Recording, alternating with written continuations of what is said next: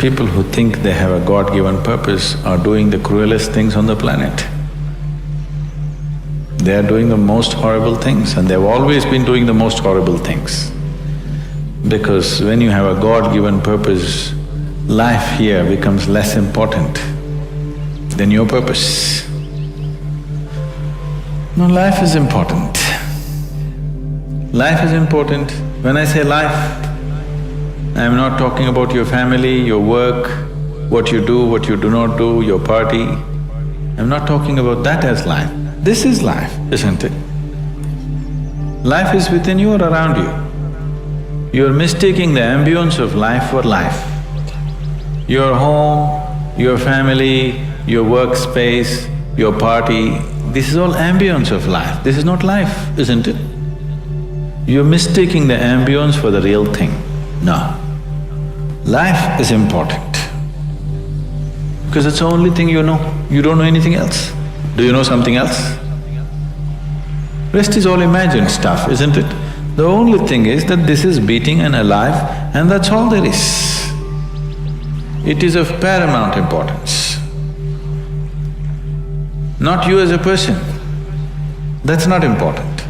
But you as a piece of life, it's very important. Because that is the basis of everything. When I say that is the basis of everything, the universe exists for you only because you are, isn't it? Yes or no? The world exists for you only because you are, otherwise it won't exist in your experience. So, in every way, this is important. So what is the purpose for this?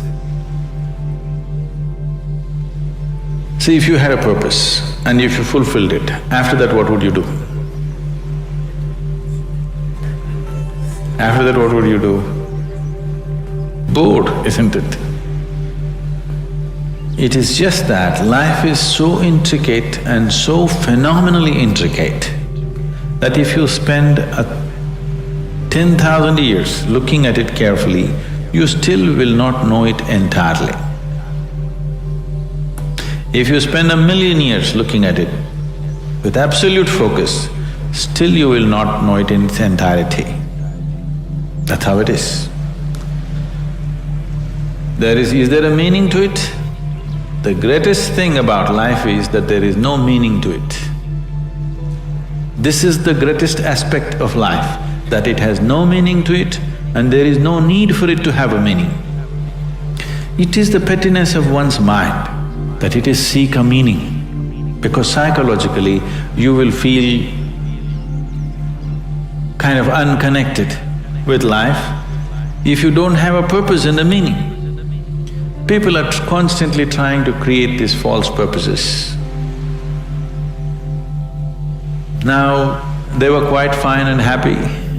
Suddenly they got married, now the purpose is the other person. Then they have children, now they become miserable with each other. Now the whole purpose that I go through all this misery is because of the children. Like this it goes on. These are things that you are causing and holding these as purposes of life. And is there a God-given purpose? What if God does not know you exist? I'm saying in this huge cosmos for which God is supposed to be the creator and the manager of this 100 billion galaxies, in that this tiny little planet and you. The thing is, the creation is made in such a way that creation and creator cannot be separated. Here you are a piece of creation, at the same time the source of creation is throbbing within you. If you pay little attention to this process of life, you would not need any purpose, it'll keep you engaged for 1,000,000 years if you want. There is so much happening. So much means so much unbelievable things are happening right here. If you pay enough attention, 1,000,000 years of existence, it'll keep you busy or more. Right now, the need for purpose has come because you're trapped in your psychological structure, not in your life process. Your psychological structure functions from the limited data that it has gathered. Within that, it rolls. And right now, your thought and emotion has become far more important than your life. So because of this, you're seeking a purpose as an escape from the trap that you have set for yourself. It is a trap set by you. You can easily come out of it. If the trap was set for you by somebody else, difficult to come out because they'll set the trap in such a way that you cannot come out. So this is a trap set by you. This is easy to come out, but that is the whole thing. Why it is so difficult is, now you're identified with the trap, you like it. You like it because it gives you a certain sense of safety and security and protection and individual identity. If you build a cocoon around yourself, it gives you safety, but it also imprisons you. Walls of self-preservation are also walls of self-imprisonment. When it protects you, you like it. When it restricts you, you do not like it. That is why we have doors. We like the walls because it's protecting us. But we have doors so that we can open it and get out when we want to. It doesn't matter how nice it is, we still want to go out, isn't it? So that is how it is with every trap that you set. It doesn't matter how nice it is, you still want to go out. So the psychological wall that you have built, which gives you some sense of identity, which gives you some sense of being a person, an individual person, and which gives you security, beginning to experience it like a trap, somewhere you want to break it. So one way of not breaking it is to find a purpose. Those who find a purpose in their life, they become so conceited. They will live within their own trap forever, thinking that they're doing the most fantastic thing. First thing you need is balance. If you have balance, then you can climb. If you don't have balance, it's better you stay on the ground, isn't it? It's not safe for somebody who is not balanced to climb high. It's best you stay close to the ground, you should not climb. So, first thing is to establish a balance. Then you loosen your psychological structure. Then it's a wonderful thing. If you loosen your psychological structure without balance, which a lot of people are doing today, see, why does somebody want to drink alcohol or take a drug? Because it loosens your psychological structure and makes you feel liberated for a moment. But without the necessary balance, you have not worked for the balance, but you got freedom. Freedom without balance is destruction, anarchy, isn't it? So, first thing is to work for balance, an enormous sense of balance, where even if you dismantle your psychological structure, you can simply live here.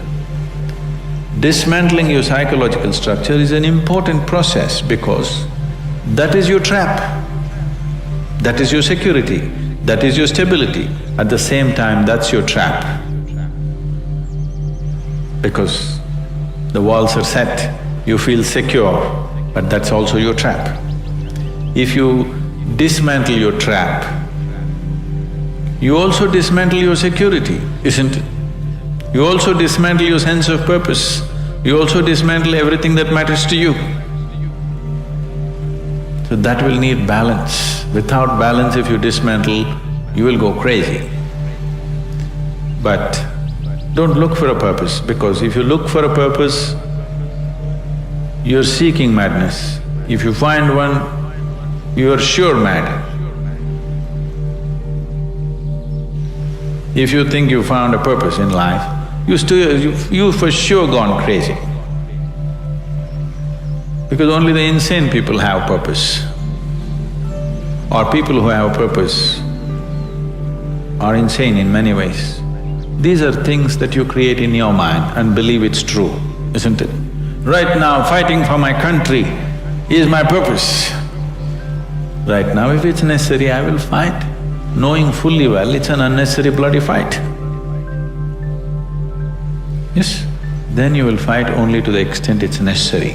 If you think this is your purpose, you would want to destroy the whole world for what nonsense you believe in, isn't it? Something is needed, we'll do it. With absolute involvement. There's no other purpose. The purpose of life is to live, and to live totally.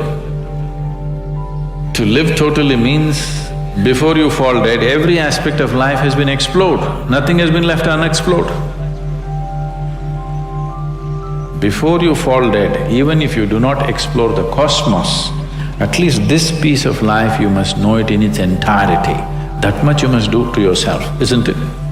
That's living totally. That you experience the whole of this, all dimensions of what this is. You did not leave anything untouched. You just do that. That will take a long time.